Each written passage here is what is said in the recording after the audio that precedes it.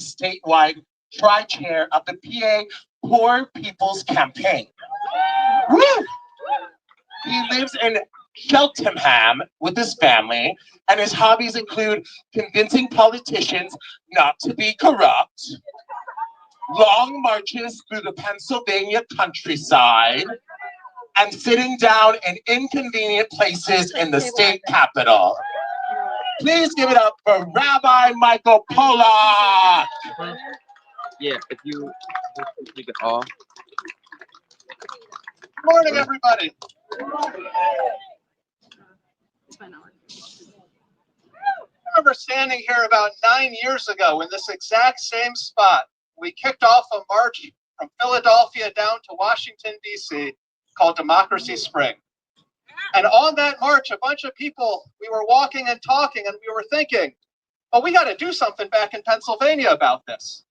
We have to keep this march going. We cannot let this end. 9 years later, here we are, March on Harrisburg. The fight continues. You all are about to go on a march. Raise your hand if you're marching. Woo. When you are on this march, I hate to tell you this, you're not going to have that much to do. You can't be on your phone. You're going to trip and fall. Please don't do that. You're not going to be in the office. You're not going to be taking calls. You're going to be walking and talking with the person next to you. You're going to be getting to know people as you march. And you're going to talk about, well, what do we do? We're doing this now. What do we do next? What are we doing now? What are we going to do? And I hope that you have really productive, fruitful conversations. Whose first time is this? Who's marching for the first time? This is what you do now.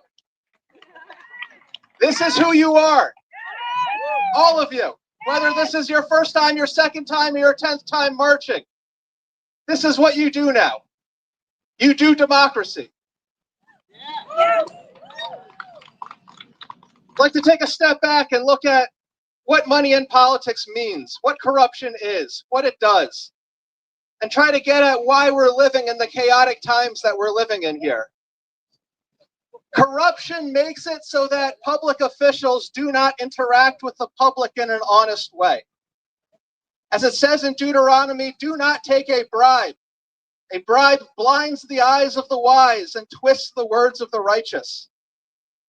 As it says in Isaiah, your rulers are rebels, partners with thieves. They chase after bribes. The widow and the orphan's cause does not come before them. When bribery is legal and systemic, when corruption runs the day, when the guy with the gold makes the rules, the people are not seen, the people are not heard, and we suffer in indifference. Last night, 1 in 8 children in this state went to bed in deep poverty. 1 in 6 went to bed hungry. This is the deep indifference. This is what corruption causes. 10% of Pennsylvanians have medical debt currently sitting in collections. This is what corruption does. Corruption blinds us from each other. It deafens us to each other. It makes it so that our public officials do not see or hear us, and they only respond to those who can pay to play. Does anybody here have $300 million to buy an election and get yourself a plum position in the White House? Well, then you don't get to play. It's that simple. Here in Pennsylvania, money enters politics in a number of ways. Unlimited gifts, unlimited campaign contributions, unlimited side jobs. The chair of the Environmental Committee in the Senate is a paid attorney for the gas companies. Totally legal. Unlimited independent super PAC spending, secret money that comes in with no names attached, spreading messages like hate your neighbor, blame your neighbor. It's all their fault. Money enters politics in Pennsylvania in many ways, and that corruption keeps the legislature from loving the people. Who here rides SEPTA? Why can't we fund it? No good reason. No good reason. There's no good reason. There's no good reason.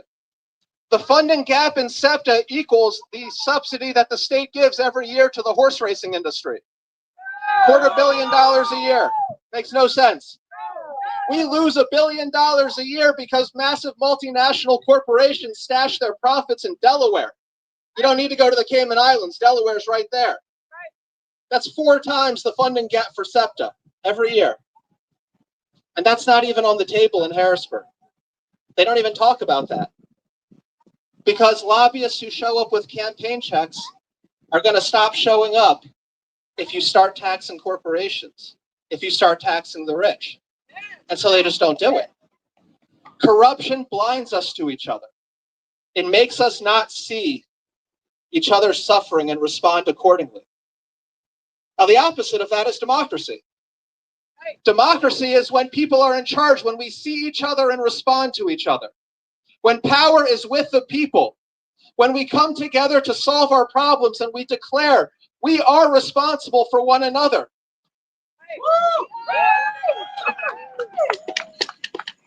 A state legislator once said in a meeting, I don't take bribes, so I'm okay. I'm not responsible for what my colleagues do. And that's the attitude of corruption right there. I'm not responsible for them, for anybody. And she said, my Judeo-Christian values say that I am only responsible for myself. And so we went a little biblical. We said, in the first chapter of, in the first book of the Bible, in Genesis, Cain kills Abel. One brother kills the other. And he's asked by the divine, where is your brother? And the brother responds, am I my brother's keeper? And the rest of the Bible is the answer to that question. And the answer is yes. We are all responsible one for another. We are all responsible for each other. We cannot sleep at night while 1 in 6 children in Pennsylvania goes hungry. We cannot sleep at night while Pennsylvania pumps out 1% of the world's greenhouse gas emissions. We cannot sleep at night while kids can't get to school because the bus isn't funded, because we'd rather give subsidies to crypto miners in northern Pennsylvania. By the way, it's $91 million a year right there. Democracy is when we come together, when we see each other, when we respond to each other, when we are responsive to each other and for each other. Marching is one of the great tactics of democracy. And you all are going to go march 140 some miles down to DC. It's a hell of a march. Have fun, folks. It gets a little hilly in northern Maryland, but I'm sure the food's going to be great, so it's going to be good. And when you're on that march, you're going to be meeting people who you've never met before, talking with people from different walks of life that you normally would not interact with. And I urge you to build that solidarity, build that responsiveness, build that responsibility. Love your neighbor. Love your neighbor as you march. Build that community and let that community carry you into the future. Because people, this doesn't end in 2 weeks when the march is over.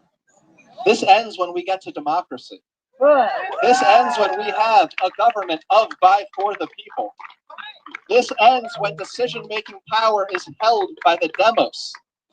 My friends, we're living through a crisis right now. The law of our economy is the guy with the gold makes the rules. Right? Ask any multinational corporation, who has decision-making power?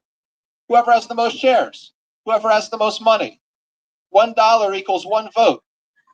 And that economic system has conquered our political system of 1 person, 1 vote. You cannot have $1, 1 vote next to 1 person, 1 vote. Democracy has been conquered in a hostile corporate takeover. And we have to win it back. We have to win democracy so that we can do great things, so that we can love each other, so that we can care for each other, so that we don't have 800 people a day dying from poverty in the richest country in the history of the world, so that we don't have 140 million people in this country living paycheck to paycheck. This is absurd. We can do so much better. We have to do better. We will do better. And when we do, we'll have a world of love. So let's march on. Let's march on. Yes, give it up for Rabbi Michael Pollack. All right, I'm very excited about our next speaker. It is State Representative Chris Rabb, aka Rep Rabb. For 5 terms, he has proudly stood and fought on behalf of the people of Northwest Philly, not as a politician, but as a public servant. He is a defender of democracy and democratic process and a fearless voice for justice, and a leader who shows up for struggles for freedom and equality across this state. At a time when democracy is under attack, Rep Rabb reminds us what real leadership looks like. People over profit, community over chaos, and hope over fear. Please give it up for Rep Rabb. Thank you. Good morning. Morning. Good morning. Good morning. Good morning. Good morning. We the people. We the people. We the people. We the people. We the people. We the people. We is such a small word, but who does it encompass? And I struggle with we so often, particularly when I'm in this space. And it's deeply personal for me because we in the 1700s was not we today. Am I right? Right. And one of those founders who was in that building was my great, great, great, great, great, great grandfather. You all can clap, but he was a human trafficker. Yeah. That's why I look the way I do. He owned hundreds and hundreds and hundreds of men, women, and children, and profited off the misery and the stolen labor of my ancestors. But he too is one of my ancestors. This is America. The worst of us,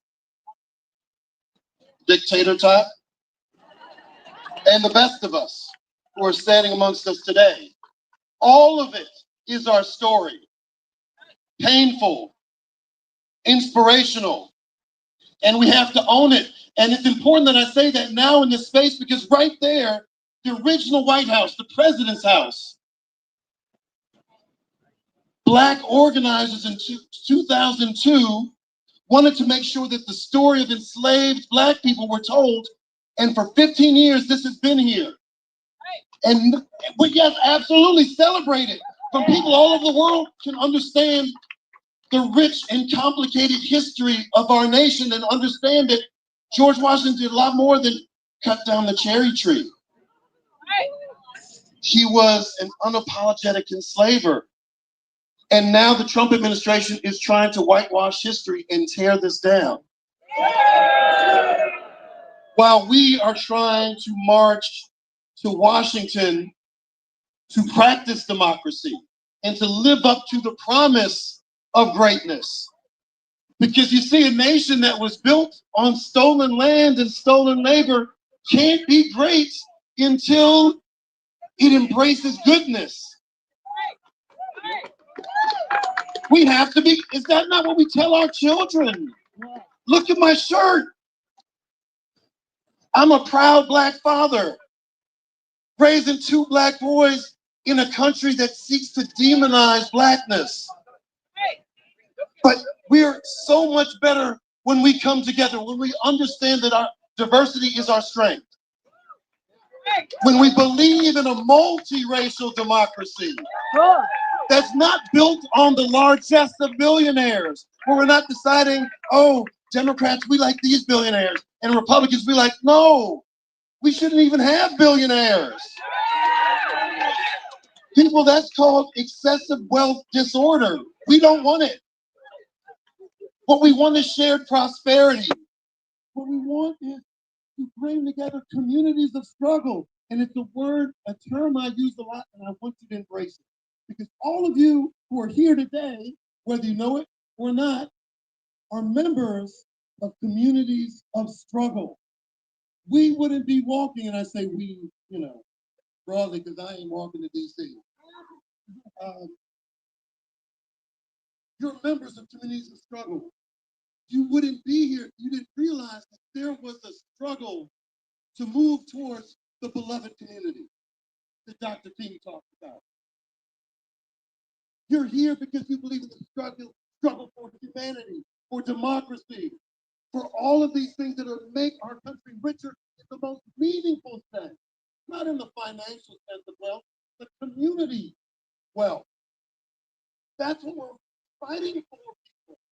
That's what we can do when we come together. And only when we're in solidarity. It does not mean we all have to think the same, dress the same, speak the same, but we have to have the same vision for a world that does not demonize our neighbor. I'm here because I'm your neighbor. That's when people say, why are you showing up to your district? You're not running for office, this and that. I'm like, because you're my neighbor. And wherever I go, I'm gonna run into my neighbor. And I am so inspired by all of you who have chosen to be on the side of justice, to be on the freedom side. Because you're not standing on the sidelines and doom scrolling, and we all have our moments. You're doing the work. And as my grandmother, who's a community organizer, used to say, everybody has a role. And I just want to leave you with this. What does that mean? It's a real basic statement. Everyone has a role. It means that today, in this moment, you may be preparing to walk 160 miles to DC. Raise your hand if you are not one of those people. All right. But all of us who raised our hands, we have a role too. These folks got to get fed. They have to be protected. We have to amplify their courage and leadership doing the right thing. Some of us can give money. Some of us can organize on the ground. There's so many things that we can do now, but we have to resist. We cannot obey in this nonsense, this chaos. We can do this, and we have done it, because the only thing that has moved us to the promise of greatness has been this kind of struggle, through these social movements that have brought more people into the fold. It didn't just happen. We made it happen. It wasn't an elected official. It wasn't a political party that did this. It was people on the ground living their values and doing the work. We are doing the work.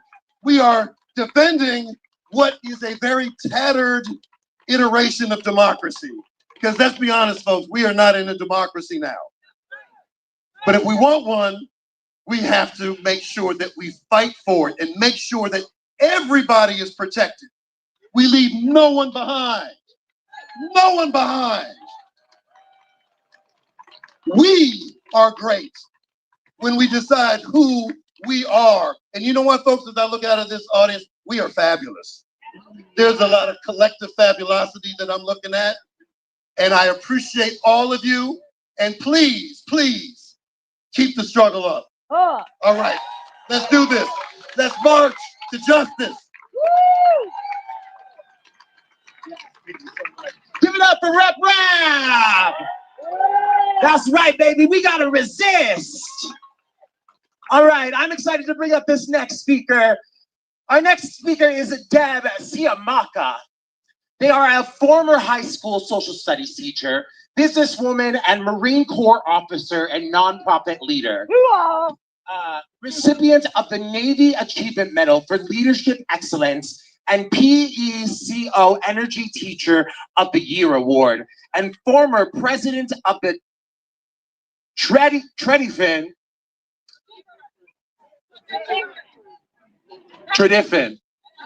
There you go, I got it. Easttown Education Association. Deb believes that education allows her success and is a strong proponent of school as vehicles for upward mobility. Please give it up for Deborah A. Siamaka. Thank you so much. I stood years ago as a young Marine Corps officer and raised my right hand I swore an oath to support and defend the Constitution of the United States against all enemies, foreign and domestic. That oath wasn't just words. It was a promise that the Constitution, not any one person, not any one office, would guide our democracy. Later in life, I became a high school government teacher. Every day, I stood in front of young people and explained to them how our system of checks and balances worked. I taught them that Congress makes the laws, the president carries them out, and the courts interpret them. I told them that the founders had the wisdom to prevent tyranny by making sure that no one branch could ever dominate another. And in 2020, I put my own name on the ballot and I ran for state representative in Delaware County. I narrowly lost, but I gained something more important, a deep belief that people are hungry for accountability, honesty, and leaders who are willing to do their duty, even when it's hard.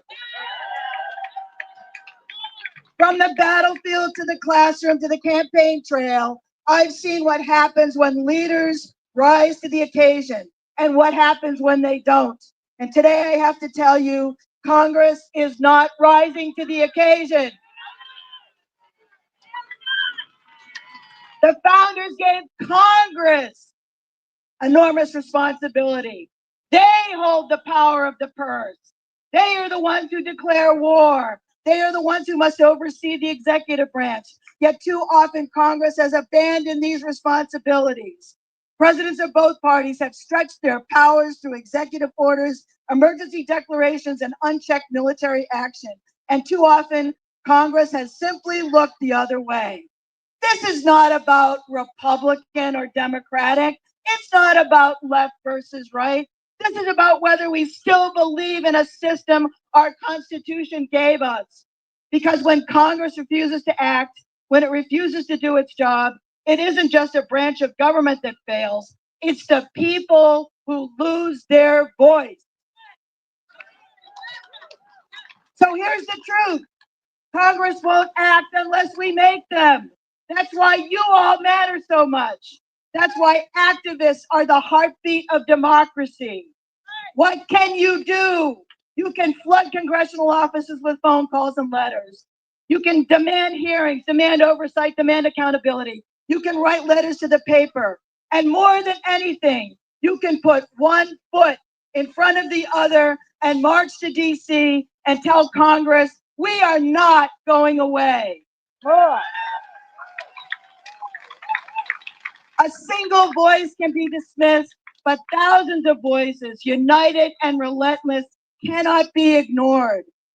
In the Marines, no one got to walk away from responsibility.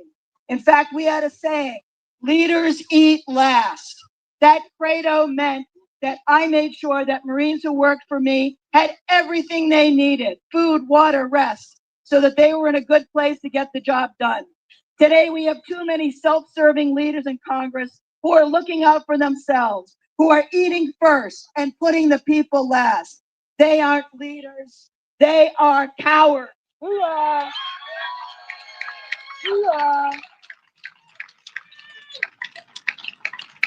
In my classroom, students learn that rights come with obligations.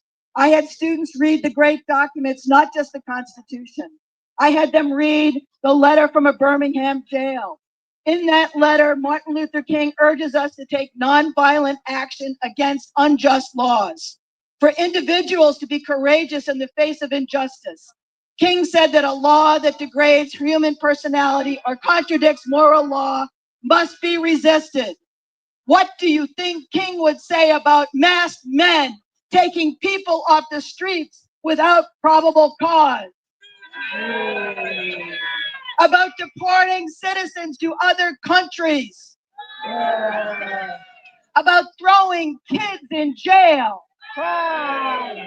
Would he say that we should turn the other cheek? Would he think that Congress should stand by and do nothing? And in my campaign for state representative in 2020, I saw firsthand that democracy only survives if ordinary people are willing to fight for it. My best friend said to me, why are you running and putting yourself in danger? Why are you knocking on doors when people don't care anymore? Why are you working 18 hours a day? Politics is a cesspool, and you are too good for this. I told her, what if we all abandoned this government and this country?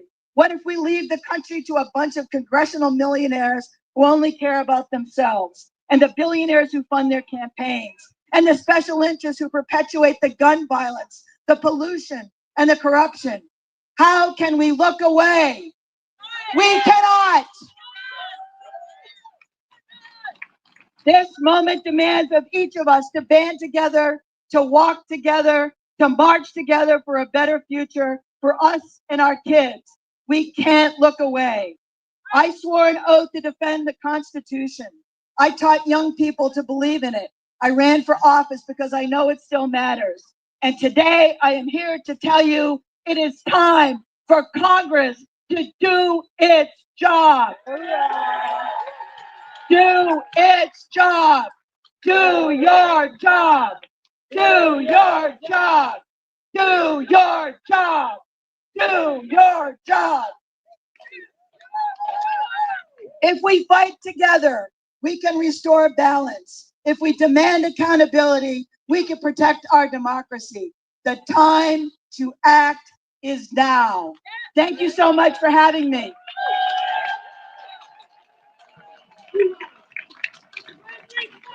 Give it up for Deborah. All right, next up I'm going to bring Tim Brown, director of the Philly Neighborhood Network, March director of Democracy Spring 9 years ago, and a valued mentor of the We Are America March. Give it up for Tim Brown. Man, I was here 9 years ago. I can't believe I have to do this again. You know, thought we were going to kill fascism. You know, if you take a glance over your shoulder here, you're going to see the building where our nation's most sacred document was signed. And we're here today to march to Washington, D.C., step off from here to go all the way down to our nation's capital to remind these people to do their job. Now, we do this as an overt act of resistance against what everyone can clearly see is an authoritarian attempt to take over our country, to betray us and to betray our Constitution. You're right. To be clear, we have entered the most dangerous time in our nation's history since the Civil War. You're right. During that war, we actually had a president who believed in democracy. Today, we do not.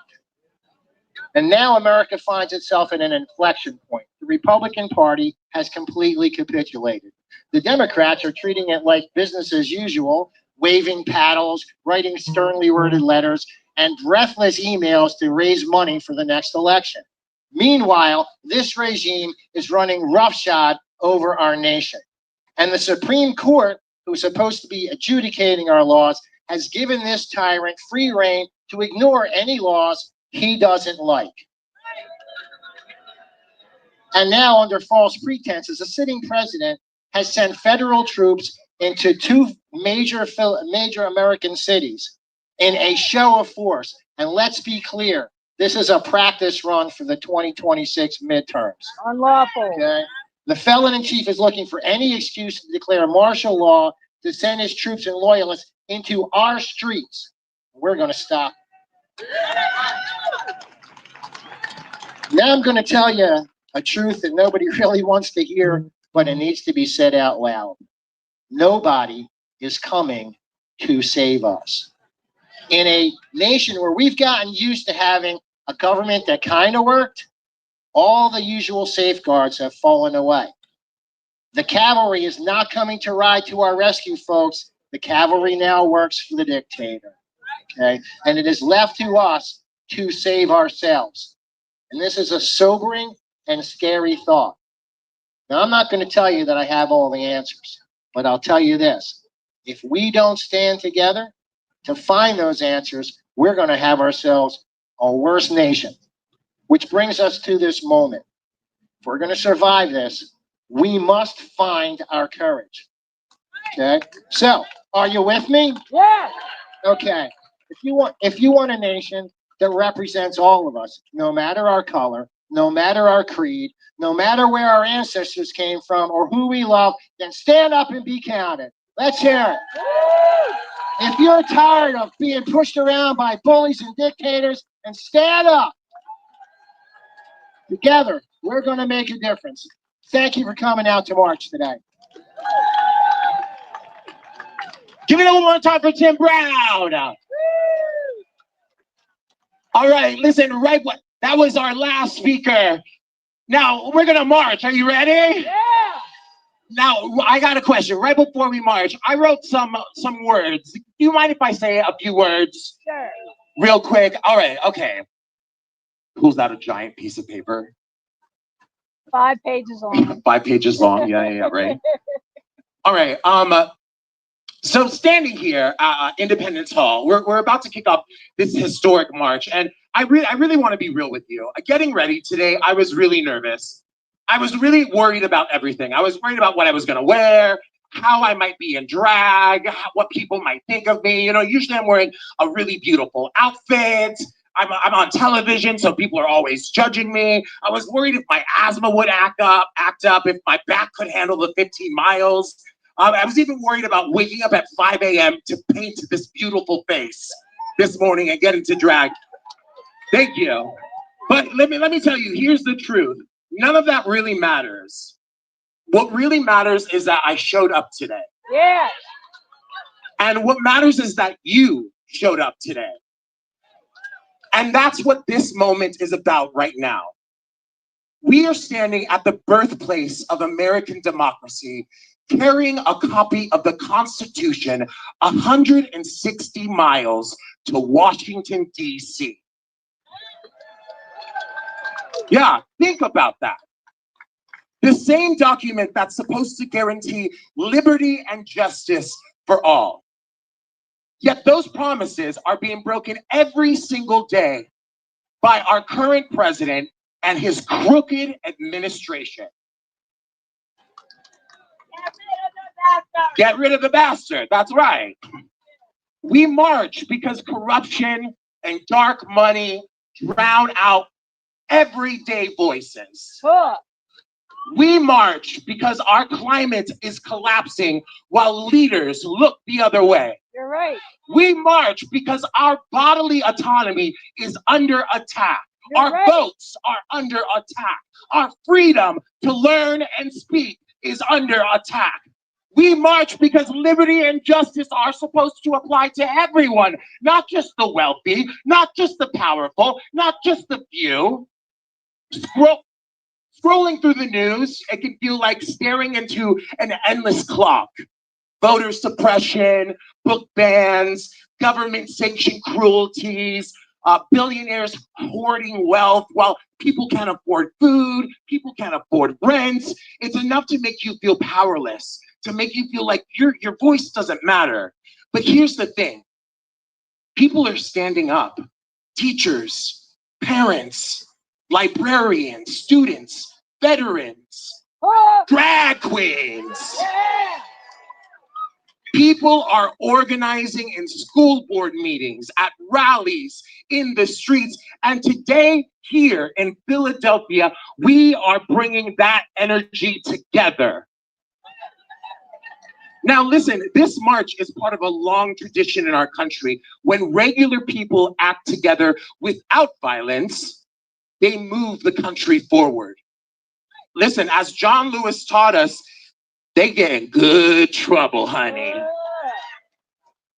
Now, I think about the labor marches, the civil rights marches, the women's marches, the Stonewall rights marches in 1969. Progress never starts in those halls of power. It starts when ordinary people like you and me stand together and we say, enough is enough. And that's exactly what we are doing today. And I have to be honest, I was afraid that I might have to sit this one out. I went to my spine doctor yesterday and they said that I saw that they went over my MRI and they were like, you have degenerative spine disease from 12 years of doing drag and wearing heels. And you know, they were like, we suggest that you don't walk in this march. because it's just not the best idea for you. But I knew that I had to be here because when something is this important, you have to push past the doubts. You have to push past the fear, the discomfort, and you have to show up. And that's what each one of you has done. You've shown up. You said, I'm willing to take these steps for my community, for my country, for the future that we all deserve. That is really powerful. And we aren't just walking for ourselves. We're walking for workers who can't take the next 2 weeks off, for the young trans kids who are scared to speak up, for the next generation inheriting this country. We are carrying their voices with us. And we are carrying the Constitution to Washington as a reminder that these rights are not for sale. They belong to us. And we are here to collect on that promise. So here's what I want you to remember as we begin this 160-mile journey. It doesn't matter if you're tired. It doesn't matter if you're nervous. It doesn't matter if your feet hurt, your back hurts, or if you didn't sleep enough last night because you've never been to Philly before and you were at the bar until 2 a.m. It doesn't matter. What matters is that you're here right now. What matters is that we are all walking together as a community, as a movement, as a country. Every mile, every step is a declaration. We are not powerless. We are not alone. We are America. So let's take this fire that we felt at this rally today, that hope, that solidarity, and carry it all the way to DC. And let's show this country what democracy really looks like. And let's make history together.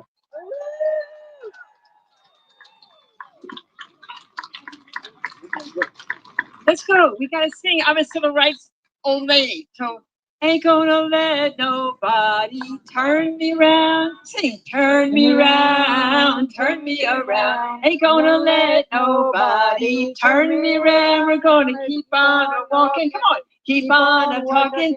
Walking up to freedom land. Ain't gonna let injustice. Ain't gonna let injustice turn me around. Come on. Turn me round, turn me around. Ain't gonna let injustice turn me round. Keep on walking, keep on talking, walking up to freedom land. All right, are you ready to begin this march? Yeah. When I say yes, you say justice. Yes. Justice. Yes. Justice. That's it. Let's do this.